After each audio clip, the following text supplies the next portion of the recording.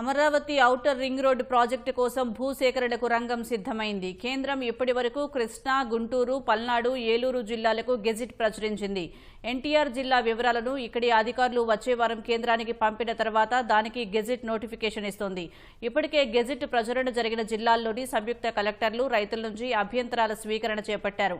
ORR project డిపిఆర్ను కేంద్ర మంత్రివర్గం ఆమోదించేలోగా భూసేకరణను కొలికి తెచ్చేలా ప్రభుత్వం చర్యలు తీసుకుంటోంది. ఎన్టీఆర్, ఏలూరు, కృష్ణా, గుంటూరు, పల్నాడు జిల్లాల మీదుగా 189.90 కిలోమీటర్ల మేర అమరావతి ఓఆర్ఆర్ నిర్మించనున్నారు. దీంతో పాటు ఓఆర్ఆర్లో తెనాలి సమీపంలోని నందివెలుగు నుంచి చెన్నై కోల్కతా హైవేలో కాజా వరకు 17.5 కిలోమీటర్ల మేర 6 వరుసలతో లింకు రోడ్ నిర్మిస్తారు. ఓఆర్ఆర్లో నారా కోడూరు నుంచి గుంటూరు శివారులోని బుడంపాడు వరకు 5.5 కిలోమీటర్ల మేర 4 వరుసలతో మరో లింకు రోడ్డు నిర్మిస్తారు. వీటితో కలిపి మొత్తం 212.60 కిలోమీటర్ల ప్రాజెక్ట్ అవుతుంది. ఓఆర్ఆర్ కోసం 140 మీటర్ల వెడల్పుతో భూసేకరణ చేస్తున్నారు. ఇందులో 6 వరుసల ఓఆర్ఆర్, ఇరువైపులా చెరో 2 వరుసలతో సర్వీస్ రోడ్లు నిర్మిస్తున్నారు. మొత్తంగా ఈ ప్రాజెక్టు కోసం 5 జిల్లాల్లోని 23 మండలాల పరిధిలో 97 గ్రామాల్లో భూసేకరణ చేయాల్సి ఉంది. ఇప్పటి వరకు కేంద్రం పల్నాడు, ఏలూరు, కృష్ణా, గుంటూరు జిల్లాల్లో భూసేకరణకు గెజిట్ నోటిఫికేషన్ ప్రచురించింది. ఎన్టీఆర్ జిల్లా భూముల వివరాల్ని రెవెన్యూ అధికారులు 2 రోజుల క్రితం ఎన్హెచ్ఏఐకి అందజేశారు. వాళ్లు వచ్చే వారం ఆ వివరాల్ని ఉన్నతాధికారులకు పంపాక ఎన్టీఆర్ జిల్లా భూసేకరణ గెజిట్ నోటిఫికేషన్ను కేంద్రం ప్రచురించనుంది. ఇప్పటికే కేంద్రం గెజిట్ ప్రచురించిన జిల్లాల్లోని పల్నాడు జిల్లా సంయుక్త కలెక్టర్ పత్రికా ప్రకటన జారీ చేసి ఆయా సర్వే నంబర్లలో భూ యజమానుల నుంచి అభ్యంతరాలు స్వీకరించారు. ఏలూరు జిల్లాలో అభ్యంతరాల స్వీకరణ జరుగుతోంది. కృష్ణా, గుంటూరు జిల్లాల సంయుక్త కలెక్టర్లు వచ్చే వారం పత్రికా ప్రకటన జారీ చేసి తర్వాత 21 రోజుల పాటు అభ్యంతరాలు స్వీకరిస్తారు. కొన్ని చోట్ల 140 మీటర్ల కంటే ఎక్కువ వెడల్పుతో గెజిట్ నోటిఫికేషన్ జారీ చేశారు. అలైన్మెంట్ ప్రకారం కొన్ని సర్వే నంబర్లలో పూర్తి భూమి, మరికొన్నింట్లో కొంత భూమినే సేకరించాలి. అయినా ఆ సర్వే నంబర్లన్నింటినీ గెజిట్లో పేర్కొంటున్నారు. సంయుక్త కలెక్టర్లు రైతులు, ప్రజల నుంచి వచ్చిన అభ్యంతరాలు పరిశీలించి వారికి లిఖితపూర్వకంగా వివరణ ఇచ్చాక క్షేత్రస్థాయిలో పెగ్ మార్కింగ్ కు ఆదేశిస్తారు. ఇందులో భాగంగా కొలతలు వేసి సర్వే చేస్తారు. కేంద్రం ఆమోదించిన అలైన్మెంట్ ప్రకారం జీపీఎస్ కోఆర్డినేట్స్ ద్వారా 140 మీటర్ల వెడల్పులోని సరిగ్గా మధ్య పాయింట్ నుంచి ఇరువైపులా 70 మీటర్లతో పెగ్ మార్కింగ్ వేసుకుంటూ వెళతారు. అప్పుడు ఏ సర్వే నంబర్లో ఎంత భూమి సేకరించాలి, అది మెట్ట, మాగాణ, అందులో ఉన్న చెట్లెన్ని, నిర్మాణాలేవైనా ఉన్నాయా వంటివన్నీ తెలుస్తోంది. ఆ వివరాలు సర్వే నంబర్లతో సహా రెవెన్యూ, సర్వే అధికారులు ల్యాండ్ ప్లాన్ షెడ్యూల్ రూపొందించి సంయుక్త కలెక్టర్కు అందజేస్తారు. ఆ తర్వాత జేసీలు భూమి రాశి పోర్టల్లో వాటిని అప్లోడ్ చేస్తారు.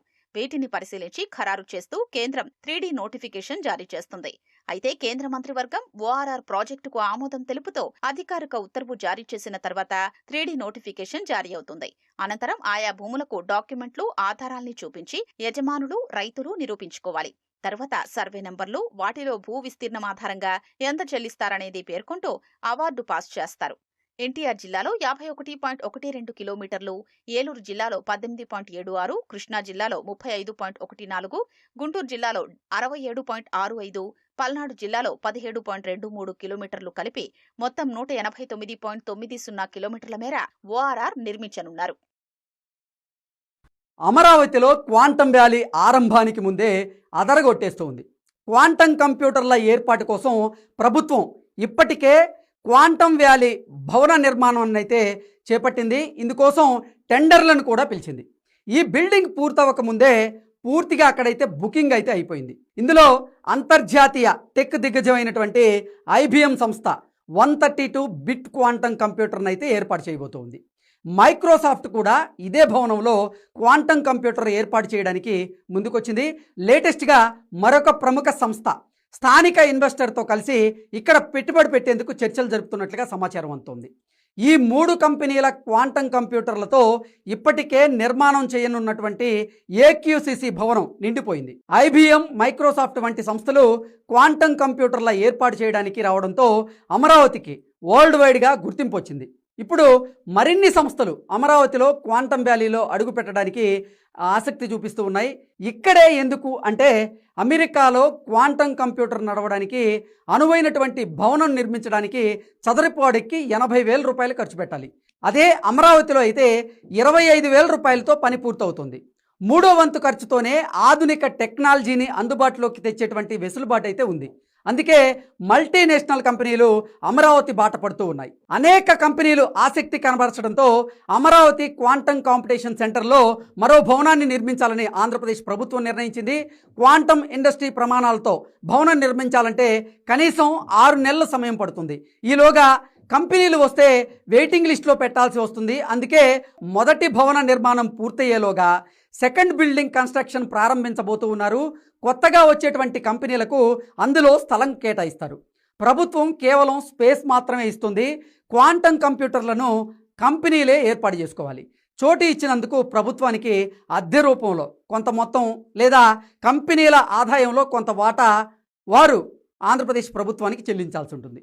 ఆంధ్రప్రదేశ్ ముఖ్యమంత్రి చంద్రబాబు నాయుడు సంక్రాంతి పండుగ వేళ అదిరిపోయే శుభవార్త చెప్పారు. పట్టణాలకే పరిమితమైన అన్నా క్యాంటీన్లను ఇప్పుడు గ్రామాలకు కూడా విస్తరిస్తున్నారు. సంక్రాంతి కానుకగా రాష్ట్ర వ్యాప్తంగా వివిధ మండల నియోజకవర్గ కేంద్రాల్లో ఒకేసారి 70 కొత్త అన్నా క్యాంటీన్లను ప్రారంభించేందుకు ప్రభుత్వం ముహూర్తం ఖరారు చేసింది. జనవరి 10 లోపు పనులన్నీ పూర్తి చేసి జనవరి 13 నుండి 15 మధ్య ఈ క్యాంటీన్లను ప్రజలకు అందుబాటులోకి తీసుకురానున్నారు. ప్రస్తుతం పట్టణాల్లో ఉన్న 205 అన్నా క్యాంటీన్లకు పేదల నుంచి భారీ స్పందన వస్తోంది. కేవలం 5 రూపాయలకే ఉదయం టిఫిన్, మధ్యాహ్నం భోజనం, రాత్రి భోజనాన్ని ప్రభుత్వం అందిస్తోంది. ఇప్పటి వరకు సుమారు 7,20,00,000 మంది పేదలు ఈ క్యాంటీన్ల ద్వారా ఆకలి తీర్చుకున్నారంటే ఇవి ఎంత సక్సెస్ అయ్యాయో అర్థం చేసుకోవచ్చు. ముఖ్యంగా విశాఖపట్నం, ఎన్టీఆర్, గుంటూరు జిల్లాల్లో ఈ క్యాంటీన్లకు జనం క్యూ కడుతున్నారు. ఎమ్మెల్యేల విన్నపం మేరకు గ్రామీణ ప్రజల కష్టాలను గుర్తించి చంద్రబాబు ఈ నిర్ణయం తీసుకున్నారు. ఈ క్యాంటీన్లలో భోజనం నాణ్యత విషయంలో ప్రభుత్వం ఎక్కడా రాజీ పడడం లేదు. ప్రపంచ ప్రసిద్ధి చెందిన ఇస్కాన్ అక్షయ పాత్ర సంస్థ ద్వారా అత్యంత పరిశుభ్రంగా రుచిగా వండిన ఆహారాన్ని సరఫరా చేస్తున్నారు. పల్లెటూళ్లలో పనులకు వెళ్లే కూలీలు, పేదలు, విద్యార్థులకు ఈ నిర్ణయం పెద్ద ఊరటనివ్వనుంది. పండగ పూట ప్రజల కడుపు నింపాలనే లక్ష్యంతో చంద్రబాబు చేపట్టిన ఈ కార్యక్రమం సంక్రాంతికి మరిన్ని వెలుగులు నింపనుంది.